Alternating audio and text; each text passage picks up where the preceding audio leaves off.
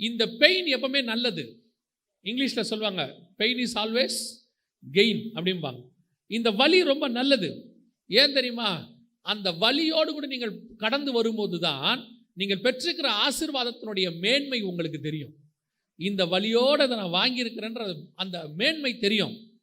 முதல் தலைமுறையில் இருக்கிறவங்க ஹேண்டில் பண்ணுறதுக்கும் அதே பொருளை ரெண்டாவது தலைமுறையில் இருக்கிறவங்க ஹேண்டில் பண்ணுறதுக்கும் என்ன இருக்குது?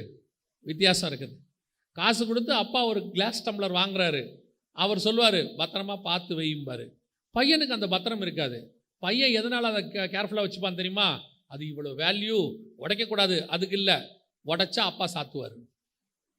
உடைச்சா என்ன செய்வார்? அப்பா சாத்துவார். அப்பாவுக்கு பயந்து கிளாஸ் டம்ளர் நல்லா வச்சுப்பான். அப்பா இல்லைன்னா கீழே போட்டு உடைச்சிருவான். உடைச்சிட்டு அம்மா கிட்ட சொல்லுவான், அப்பா வந்து சொல்லிடாதீங்க, அப்பாட்ட சொல்லிடாதீங்க. அவனை பொறுத்த வரைக்கும் அந்த வேல்யூ தெரியவே தெரியாது. ஆனால் யாருக்கு தெரியும் தெரியுமா? அதை வாங்கினவருக்கு அந்த வேலை கண்டிப்பாக தெரியும். ஸோ அந்த பெயின் இஸ் வெரி இம்பார்ட்டன்ட். நான் எப்பவுமே சரி, மூத்த ஊழியர்கள் யாரையாவது பார்த்தேன்னா, ஒரு 60 வயசுக்கு மேலே உள்ளவங்கள பார்த்துட்டேன்னா, அவங்க கூட உட்காந்து ஒரு குறைஞ்சபட்சம் ஒரு 15லேருந்து அரை மணி நேரமாக ஸ்பெண்ட் பண்ணிடுவேன். ஏன் தெரியுமா? அவங்க கிட்ட இருக்கிற எக்ஸ்பீரியன்ஸ் இருக்குல்ல, அது எத்தனை லட்சம் கேட்டாலும் கிடைக்காது. அது அவங்ககிட்ட இருக்கிற ஊழியத்தினுடைய பவர். அது அவங்க எப்படி ஊழியத்தை கடந்து வந்தாங்க. ஒரு ஊழியக்காரர் என்கிட்ட சொன்னார், அவர் சர்ச்சை காலையில் 3 மணிக்கு சுற்றி வருவாராம். 3 மணிக்கு எழுந்திரிச்சு சர்ச்சை என்ன பண்ணுவார்? சோத்திரம் பண்ணிக்கிட்டே சுற்றுவாராம், அந்நிய பாஷை பேசிக்கிட்டு சுற்றிக்கிட்டே இருப்பாராம். இன்னைக்கு சபை வளர்ந்து அவங்க பசங்கள்லாம் வந்து சபை நடத்துகிறாங்க. அந்த பெயின், அந்த நின்றுட்டே இருப்பாங்களாம். ஒரு ஊழியக்காரர் சொல்கிறாரு, சில காரியங்களுக்கு கர்த்தரிடத்திலிருந்து பதில் வருகிற வரைக்கும் முழங்கால விட்டு கீழே இறங்கவே மாட்டார்.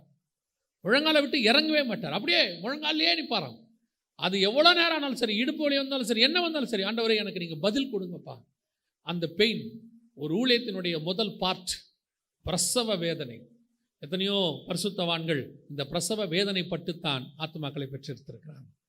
எத்தனையோ பேரை பாருங்க, இன்னைக்கு 10,000 பேர் இருக்கிற சபையாக இருக்கட்டும், 5,000 பேர் இருக்கிற சபையாக இருக்கட்டும், இதனுடைய ஆரம்பத்தை போய் பார்க்கணும். இன்னைக்கு அது 10,000, இன்னைக்கு அது 5,000. ஆனால் 30 வருஷத்துக்கு முன்னாடி, 40 வருஷத்துக்கு முன்னாடி சிறுக குருவி சேர்க்குற மாதிரி ஒன்னொன்னா சேர்த்துருப்பாங்க. ஒரு ஆத்மாவை சந்திக்கிறதுக்கு வீடு வீடாக போவாங்க. இன்னைக்கு ஆண்டவர் நம்பி கொடுக்குறாரு. இந்த வாரம் புதிதாய் வந்தவர்கள் எத்தனை பேர் அப்படின்னா ஒரு 4 பேர் எழுந்திருப்பாங்க, ஒரு 3 பேர் எழுந்திருப்பாங்க. ஆனால் அன்னைக்கு சபையினுடைய மொத்த ஆத்மாவே 4 தான் இருக்கும். மொத்தமே 4 தான் இருக்கும். அந்த ஒன்றை சந்திக்கிறதுக்கு அது வர நேரத்துக்கு வீட்டுக்கு போவாங்க. சந்தித்து உட்காந்து பேசி அந்த ஒரு ஆத்மா வரும்போது அவங்க இருதயத்தில் அப்படி ஒரு களிப்பு வரும். அதுதான் பிரசவ வேதனைப்பட்டு பிள்ளையை பிறக்கிறது. ஸோ ஒவ்வொரு சபையும் கண்டிப்பாக, ஒவ்வொரு ஊழியனும் இதை கடந்து போக வேண்டும். ஊழியத்துக்கு வர விரும்புகிறவங்களுக்கும் சொல்கிறேன், அல்லது ஒரு பிஸ்னஸையோ எதையோ நீங்கள் ஆரம்பிக்கிறவங்க, ஆரம்பத்தில் கொஞ்சம் கடினமான பாதை, அந்த பிரசவ வேதனை கண்டிப்பாக இருக்கும். அதை கர்த்தர் அனுமதிக்கிறார். அந்த பெயினை கர்த்தர் என்ன செய்கிறாரு? அனுமதிக்கிறார். அந்த அனுமதி தான் நல்லது. அது இன்னைக்கு உருவாக்கி இவ்வளோ பெரிய பரிவாரத்தை உண்டாக்கிருச்சு. அல்லேலூயா. இன்னைக்கு உள்ளவங்களாம் சொல்கிறாங்கல்ல, நிறையா ஒரு வாலிப பிள்ளை சொன்னாங்க, எனக்கு இந்த லேபர் பெயினே பிடிக்காத அங்கிள் அப்படின்னாங்க. என்னம்மா பண்ணுவேன்? நான் முன்னாடியே சொல்லிட்டேன் அங்கிள். என்ன சொல்லிட்டேன்? எனக்கு சிசேரியன் பண்ணிவிடுங்க. அவங்க ஒரு டேட் கொடுத்தாங்க, நான் முந்தின நாளே போய் அட்மிட் பண்ணிட்டேன். அவங்க போய் இன்ஜெக்ஷன் போட்டு சிசேரியன் எடுத்துட்டாங்க. ஏன்னா ஐயோ அந்த பெயின்லாம் பேர் பண்ணவே முடியாது அப்படின்னு சொல்லிட்டாங்க. நல்லது, நீங்கள் இன்ஜெக்ஷன் போட்டீங்க, ஆப்ரேஷன் பண்ணி எடுத்தாச்சு, அந்த அரை மணி நேரம் பெயின் உங்களுக்கு இல்லை, சந்தோஷம். ஆனால் அந்த இன்ஜெக்ஷன் போட்ட பெயின் இருக்குல்ல, முதுகில் சாவர வரைக்கும் இருக்கும். முதுகு தண்டில் போட்டவங்களுக்கு தெரியும், பெரியவங்களை கேட்டு பாருங்கள். இந்த முதுகு தண்டில் இன்ஜெக்ஷன் வாங்கினவங்க இருக்காங்கல்ல, 45 வயசுக்கு மேலே 2 வீலரில் போக முடியாது. அப்படியே போகும்போதெல்லாம் முதுகு வலிக்கும். 45-50 வயசுக்கு மேலே முதுகு வலி பயங்கரமாக வரும். என்னன்னு கேட்டால் அந்த முதுகு தண்டில் போட்ட பெயின். ஆனால் இந்த என்ன தெரியுமா சொல்கிறாங்க? இந்த பிரசவ வேதனைப்பட்டு பிள்ளை பிறக்கிறத என்ன தெரியுமா சொல்கிறாங்க? அந்த குழந்தையை பிறக்கும் பொழுது வரக்கூடிய வலி இருக்குல்ல, அதை ஒரு பெண் தாங்கிவிட்டால் அவள் வாழ்நாள் வரைக்கும் வரக்கூடிய எந்த வேதனையும் அவளால் தாங்க முடியுமா? ஏன்னா எல்லாத்தை விட மேலான வேதனை அதுதாங்கிறான். அந்த வேதனையை அவள் தாங்கிட்டானா அவளுக்கு மனோதிடம் வந்துருதான், எதை வேணாலும் ஃபேஸ் பண்ணலாம். ஏன் இன்னைக்கு இருக்கிறவங்களுக்கு என்ன கிடையாது? அந்த மனோதிடம் இல்லை, பெயின் கிடையாது, விரும்பலை. ஆனால் அன்னைக்கு உள்ளவர்கள் அதை தாங்கி கொண்டார்கள். ஆகவே அவங்களுடைய வாழ்க்கையில் வந்த எல்லா பிரச்சனையும் அவங்களால் சகிக்க முடிஞ்சிச்சு. ஊழியத்தின் பாதையிலையும் அப்படித்தான். கர்த்தர் ஆரம்பிக்கும் பொழுது சில பிரச்சனைகள் வரத்தான் செய்யும், சில பெயின் இருக்கத்தான் செய்யும். அந்த பெயின் உங்களை உருவாக்கும். அந்த பெயின் என்ன செய்யும்? உங்களை உருவாக்கும். 2வது வாசிங்க. ஊழியத்தின் பாதையில் அல்லது நீங்கள் கடந்து போகிற பாதையில் நீங்கள் சந்திக்கக்கூடிய 2வது பிரச்சனை என்ன? வாசிங்க. 12ஆம் அதிகாரம் 6வது வசனத்தை வாசிங்க. ஸ்திரீயானவள் வனாந்தரத்திற்கு ஓடிப்போனாள். ஸ்திரீயானவள் எங்கே போனாள்? சரி, இந்த ஊழியத்துக்கு கூட்டிட்டு வந்தாரு, கூட்டிட்டு வந்து கர்த்தர் நடத்துறாரு. நடத்துகிற பாதை என்னவா இருக்குது? போற ரூட் என்னவா இருக்கு? வனாந்தரத்துக்கு இருக்குது. பொதுவா இவங்க எல்லாருமே கண்டிப்பா எல்லாருமே ஏதோ ஒரு வேலையிலிருந்து ஏதோ ஒரு படிச்சுட்டு எங்கேயோ ஒரு இடத்துல இருந்து ஃபுல் டைமுக்கு வந்திருப்பாங்க. கர்த்தர் என்ன செய்வார்? அதை விட்டுட்டு வான்னு கூப்பிட்டுருப்பாரு. கூப்பிடும் போது வாக்கு தத்தம்லாம் சூப்பராக இருக்கும் தெரியுமா உங்களுக்கு? இந்த கூப்பிடும் போது இருக்கிற வாக்கு தத்தம் இருக்குல்ல, அருமையாக இருக்கும். ஆபிரகாம் பார்த்து சொல்லுவார், நீ உன் தகப்பன் வீட்டையும் உன் தேசத்தையும் உன் இனத்தையும் விட்டு நான் உனக்கு காண்பிக்கும் தேசத்துக்கு போ, நான் உன்னை பெரிய ஜாதியாக்குவேன், நீ ஆசீர்வாதமாயிருப்பாய், உன் பேரை. நடுவில் 4 பாலைவனம் கடந்து போனோம். இந்த ஆசீர்வாதம் தான் சொன்னாரே ஒழிய, நடுவில் பாலைவனம் வரும், 110 டிகிரி வெயில் இருக்கும், நடுவில் தண்ணி கிடைக்காத சூழ்நிலைகள் உருவாக வரும். நீ ஒரு இடத்துல நடக்கும் போது சில பாலைவனத்தில் மண் சூடாக இருக்கும், தேவைப்பட்டால் பாலைவன புயல் அடிக்கும். இதெல்லாம் அவர் கிராஸ் பண்ணியிருப்பார் கண்டிப்பா. இதை எதையுமே கர்த்தர் சொல்லலை. சொன்னது என்னது? நீ வா, உன்னை ஆளத்தான், வேலை முடிஞ்சு. எந்த ஊழியக்காரையும் கேளுங்க, ஆண்டவர் சொல்லியிருப்பார், உன்னை கொண்டு நான் செய்கிற காரியம் பயங்கரமாக இருக்கும். உடனே அவர் என்ன முடிவு பண்ணியிருப்பார்? கூழாங்கல்லில் கோலியாத்தை வீழ்த்துறோம், அவ்வளோதான், வேலை முடிஞ்சு சாத்திரம். அவர் நெஞ்சை நிமித்திக்கிட்டு வருவார். அவர் முதல்ல பயங்கரம் இவருக்கு தான் இருந்திருக்கும். முதல்ல பயங்கரம் யாருக்கு? இவருக்கு. தாவீதை சும்மா ஆடு மேய்ச்சிருந்தவனை கூப்பிட்டு நான் உன்னை ராஜாவாக்குவேன்னு சாமுவேல் சொல்லிட்டாரு. அவன் பாட்டு சும்மா தான் இருந்தான். அவன் பாட்டு ஆடு மேய்ச்சிக்கிட்டு இருந்தான், கரடியை கொண்டான், சிங்கத்தை கொண்டான், நல்லா பாட்டு பாடிக்கிட்டு இருந்தான், நல்லா இருந்துச்சு. காலங்காத்தால வெளியே போயிடுவான், சாயங்காலம் தான் வீட்டுக்கு வருவான். அந்த மாதிரி ஒரு நிம்மதியான வேலை உலகத்துலேயும் ஒன்று கிடையாது. அவ்வளோ ஆசீர்வாதம். அவன் பாட்டு போவான், வருவான். கூப்பிட்டு சொல்லிட்டாரு, நீ என்னவாயிருவ? ராஜாவாயிருவ. இவனும் நம்பி வார் ஃப்ரண்ட்டுக்கு வந்துட்டான். எங்கே? கோலியாத்து இருக்கிற இடத்துக்கு வந்துட்டான். வந்தவனு கோலியாத்தை பார்த்து சொன்னாங்க, அடிச்சாச்சு, கோலியாத்தை விழுந்தாச்சு. இவனும் முடிவு பண்ணிட்டான், ஓகே நம்ம தான்ட்டு. அதுக்கப்புறம் விரட்டாம் பாருங்க சவுலு. போதும் போதுன்ற அளவுக்கு ஓடி இந்த ராஜாவா உட்கார வைக்கும் போது தாவீதுக்கு எப்படி இருந்திருக்கும் தெரியுமா? எல்லாம் உட்காடுறோம், இதில் உட்காரத்துக்கு நான் பட்ட பாடு இருக்குது தெரியுமா? நான் ஓடாத வனாந்தரமே இல்லை, நான் பார்க்காத பிரச்சனையே இல்லை. அப்போ இவ்வளோ பிரச்சனை, ராஜாவா அபிஷேகம் பண்ணதுலேருந்து போய் சிங்காசனத்தில் உட்கார வைக்கிறதுக்கு நடுவில் உள்ள பிரச்சனை. இதுதான் வனாந்தரத்தின் பாதை. சில நேரங்களிலே நீங்கள் வனாந்தரத்தை கடக்க வேண்டி இருக்கும். You must cross the wilderness. வனாந்தரம் இல்லாமல் ஆசீர்வாதம் கிடையவே கிடையாது. இன்னைக்கு நிறைய பேர் சொல்றாங்க ஆசீர்வாதம் வனாந்தரம் கிடையவே கிடையாது. நிச்சயம் உண்டு. நல்ல ஊழியம், நல்ல ஊழியக்காரன், நல்ல குடும்பம், நல்ல ஆசீர்வாதம் ஒரு வேதனைக்கு நடுவில் இருந்து பிறந்துதான் வந்திருக்கும். கண்டிப்பாக இருக்கும். ஊழியம் என்பது சில வனாந்தரத்தின் பாதையை கிராஸ் பண்ண வேண்டி இருக்கு. அது எல்லாருக்கு. கணவனும் மனைவியும் ஊழியத்தில் வந்த புதுசில் பிள்ளையை யாருக்கிட்டையாவது கொடுத்துட்டு ஓடுவாங்க. ஒரு ஆத்மாவை சந்திக்க ஓடுவாங்க. வரத்துக்குள்ள பிள்ளை தூங்கிடும். எத்தனை ஊழியக்காரங்க பிள்ளைகள் ஊழியக்காரனை தப்பாக நினச்சிருக்கு தெரியுமா?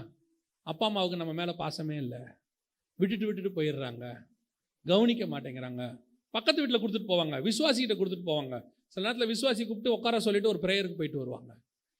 அவ்வளவு பாடுகளுக்கு மத்தியில் தான் ஊழியம் வளர்ந்துருக்கிறது. அதுதான் விதை, அந்த பாதை வனாந்தரம். ஆனால் ஒன்று தெரியுமா, நீங்கள் அதில் ஒரு விஷயம் புரிஞ்சிக்க வேண்டியது என்ன தெரியுமா? இந்த வனாந்தரத்தில் கடந்து போகிறாங்கல்ல, கடந்து போகும்பொழுது வனாந்தரத்தில் என்ன நடக்கும் தெரியுமா? வாசிங்க, அதே வசனத்தை திருப்பி வாசிங்க பார்ப்போம். 12ஆம் அதிகாரம் 6ஆம் வசனம். ஸ்திரீயானவள் வனாந்தரத்திற்கு ஓடிப்போனாள். அங்கே 1160 நாளளவும் அவளை போஷிப்பதற்காக தேவனால் ஆயத்தமாக்கப்பட்ட இடம் அவளுக்கு உண்டாயிருந்தது. இது எல்லாத்துக்கும் நடுவுல கர்த்தர் வனாந்தரத்துல நடத்துறாருன்னா கன்ஃபார்மா அந்த வனாந்தரத்துல ஒரு ஆயத்தத்தை செஞ்சுட்டு தான் கர்த்தர் நடத்துவார். அந்த ஆயத்தம் இல்லாம வனாந்தரத்துக்குள்ள கர்த்தர் நடத்துகிறதே கிடையாது. எல்லாரையும் இஸ்ரவேல் ஜனங்களை வனாந்தரத்துக்குள்ள கொண்டாந்துட்டார். 2ஆம் மாதம் 15ஆம் தேதி அவங்க கேட்குறாங்க, எங்களுக்கு சாப்பாடு இல்லை. அவர்கள் சொல்கிறாங்க, எங்களுக்கு சாப்பாடு இல்லை அப்படின்னு. ஏன் 2ஆம் மாதம் 15ஆம் தேதி வரைக்கும் அவங்க சாப்பாடே கேட்கல அப்படின்னா, அவங்க எகிப்திலேருந்து கொண்டு வந்த மாவு அவங்ககிட்ட இருந்துச்சு, எல்லாம் முடிஞ்சிருச்சு, ஒரு மாதம் எல்லாம் ஓவர். இப்போ சாப்பாடு எல்லாம் தீந்து போச்சு. இப்போ சொல்கிறார் ஆண்டவர், நாளைக்கு காலையில் மன்னா உங்களுக்கு வரும். ஏன்னா இதெல்லாம் ஆல்ரெடி ரெடியாக இருக்கு. உங்களுக்கு எப்போ தேவையோ அதை நான் அப்பொழுது கொடுப்பதற்காக வெயிட் பண்ணிட்டு இருந்தேன். அவ்வளோதான். உங்களுக்கு கொடுக்க மாட்டேன்னு கர்த்தர் சொல்லலை. இப்போ நம்ம என்ன நினச்சிக்கிறோம், ஒரே நாள் தான், ஐயோ இன்னும் நாளைக்கு சாப்பாட்டுக்கு என்ன பண்ணுவோம். ஆண்டவர் சொல்கிறாரு, இன்னைக்கு வரைக்கும் நடத்தின நான் நாளைக்கும் நடத்த வல்லமை உள்ளவராக இருக்கிறேன். அதுதான் கர்த்தர் சொல்றது. வனாந்தரத்தின் பாதை ஒரு நாளும் கர்த்தர் நிர்கதியாய் விடவே மாட்டார். இவர் இந்த ஊழியத்துக்கு தொடங்கின போது இதே மாதிரி வனாந்தரம் எங்கேயோ ஒன்று இடத்துல வந்திருக்கும், கன்ஃபார்மாக இருக்கும். எல்லாமே 5-3 அடுக்கா யாருக்குமே அமையிறது கிடையாது. கர்த்தர் அப்படி கொடுக்கறது இல்லை. ஏன்னா ஸ்டார்டிங்கில் வனாந்தரத்தில் என்ன செய்கிறாரு, அப்படி இருக்கிறவங்க இன்னைக்கு இருக்கிறவங்க என்ன யாருன்னு கேட்டிங்கன்னா, திருப்பியும் சொல்கிறேன், அவங்க அப்பா ஸ்தாபிச்சதாக இருக்கும். அவங்க அப்பா கஷ்டப்பட்டு ஸ்தாபிச்சதாக இருக்கும். அதில் உட்காந்தவங்களா சொல்லுவாங்க, பிரச்சனை இல்லை, வேதனை இல்லை, வனாந்தரம் இல்லைன்னு. இப்போ யாரை கேட்கணும் வனாந்தரம் இருக்குதான்னு? அவங்க அப்பாவை கேட்கணும். அவங்க அப்பாவை கேட்டால் தான் அது கிடைக்கும். நமக்கு தெரியும், ஓ கரெக்டு அப்படின்னு சொல்லி. ஏன்னா அவர் அஸ்திவாரத்தை போட்டு கட்டி வச்சுட்டு போயிட்டாரு. இவர் மேலே பெயிண்ட் அடித்தவர் என்ன சொல்வார், இது ஒரு ப்ராப்ளம் இல்லைங்க, 3 நாள் வேலை தான் அப்படிம்பாரு. அவங்க அப்பாவை கேட்டால் தான் சொல்லுவார், அஸ்திவாரம் தோன்றது 3 மாதம் வேலை. நீ பெயிண்ட் அடித்தாலு, நான் அஸ்திவாரம் போட்டாலு. அஸ்திவாரம் வனாந்தரம் கடந்து வருவது கொஞ்சம் சூழ்நிலை தான் இருக்கும். ஆனால் ஒன்று, வனாந்தரம் ஒரு நாளும் உங்களை கொன்று போடாது. வனாந்தரத்தில் தேவன் உங்களை சாகடிக்க மாட்டார். சூழ்நிலை பார்க்கறதுக்கு அப்படி தான் இருக்கும். என்னை பொறுத்த வரைக்கும், பைபிளை நான் படித்த வரைக்கும், எனக்கு தெரிஞ்சதில் வரைக்கும் நான் சொல்கிறேன், வனாந்தரம் என்பது அற்புதங்களை பெற்றுக்கொள்ளுகிற இடம். வனாந்தரம் என்பது கர்த்தருடைய கரத்தை நாம் உணர்கிற இடம், விசுவாசம் வளர்கிற இடம். வனாந்தரத்தில் தான் மேகஸ்தம்பம், வனாந்தரத்தில் தான் அக்கினி ஸ்தம்பம், வனாந்தரத்தில் தான் மன்னா, வனாந்தரத்தில் தான் காடை, வனாந்தரத்தில் தான் கண்மலை தண்ணீர், எல்லாமே வனாந்தரம். எப்போ இவங்க பாலும் தேனும் ஓடுற தேசத்துக்கு போனாங்களோ இவ்வளவும் ஸ்டாப் ஆயிடுச்சு. அப்போ வனாந்தரத்துக்குள்ளே நடத்தும் போது கர்த்தர் சகலவித பாதுகாப்போடு கூட நடத்துவார். இருக்கும், வனாந்தரம் இருக்க தான் செய்யும். யாரும் இங்கே இல்லாமல் இருக்கவே இருக்காது. ஆனால் கடந்து போகும்போது அதுக்கு நடுவில் கர்த்தர் நமக்கு தேவையான எல்லாவற்றையும் உண்டாக்கி இருப்பார். ஸ்திரீயானவள் வனாந்தரத்திற்கு ஓடி போனாள், ஆனால் அவளுக்கு ஒரு இடம் ஆயத்தம் பண்ணப்பட்டிருந்தது. கர்த்தர் ஒரு இடத்தை ஆயத்தம் பண்ணி வச்சிருப்பாரு. எல்லாருக்கும் அப்படித்தான், அத்தனை பேருக்கும். ஊழியத்தின் ஆரம்பிக்கும் பொழுது நமக்கு ஒரு தேவை இருக்கும். அந்த தேவைக்கு கர்த்தர் ஒருத்தரை வச்சிருப்பார். ஒவ்வொரு காலகட்டம் வரும்போதும் ஒரு ஆயத்தத்தை கர்த்தர் செஞ்சு வச்சுட்டான். இதில் கூப்பிட்டார். எது வரைக்கும் கூப்பிட்டார் தெரியுமா? 40 வருஷம் அவர்களுக்கு தேவையானதை ரெடி பண்ணி வச்சுட்டு தான் கர்த்தருக்கு வெளியே கூப்பிட்டார். அது மட்டும் இல்லை, அதுக்கு நடுவில் ஆசாரிப்பு கூடாரம் கட்டுறாங்க. அதில் பொன் வெள்ளி எல்லாம் யூஸ் பண்ணுறாங்க, வெங்கலம் யூஸ் பண்ணுறாங்க, ரத்தனங்கள் யூஸ் பண்ணுறாங்க. இவ்வளத்தையும் எகிப்திலேருந்து கொண்டு வர வச்சார். இவ்வளவும் வனாந்தரத்தில் யூஸ் பண்ணாங்க. பாருங்க, சிட்டியில் இருக்கிறவங்க வாழ முடியாத அளவுக்கு அவங்க வனாந்தரத்தில் வாழ்ந்தாங்க. சிட்டியில் இருக்கிறவங்க இல்லாத அளவுக்கு செழிப்பு எங்கே இருந்துச்சு? வனாந்தரத்தில் இருந்துச்சு. ஆனால் இடம் மட்டும்தான் வனாந்தரம். ஆனால் ஆசீர்வாதம் எப்படி இருக்கும் தெரியுமா? சிட்டியில் இருக்கிறவனுக்கு கூட அப்படி இருக்காது. கர்த்தர் அந்த அளவுக்கு அவர்களை ஆசீர்வதிச்சார்.